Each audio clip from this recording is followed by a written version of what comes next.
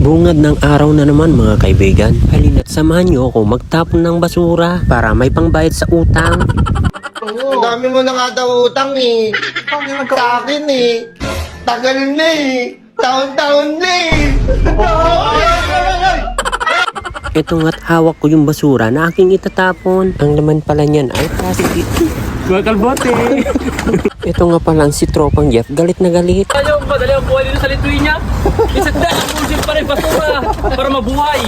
Ang tagal ng sahod 50 days. Napakatapang muna tao. Bilib ako sa kakayahan mo. Pero hindi makakalagpas sa akin yan.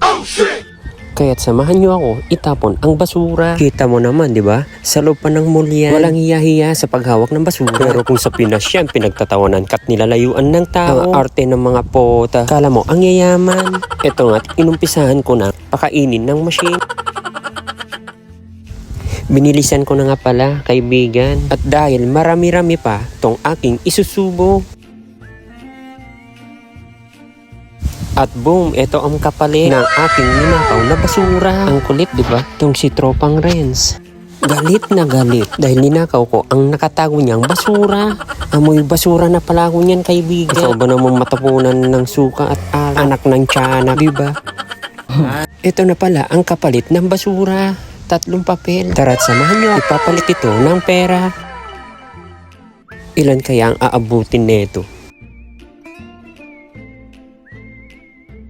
Ateng, papalit nga ako nito. Salamat, ateng. Ayos yung basura naging pera.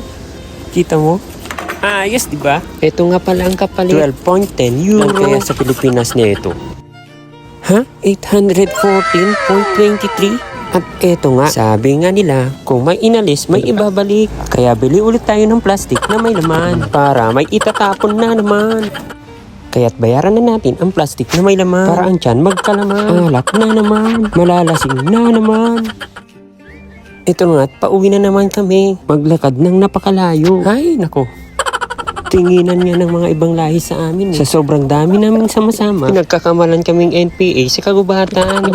Heto na't malapit na kami sa aming kuta. Shout out nga pala sa kaibigan kong si Bads Tuazon dyan sa Canada. At boom!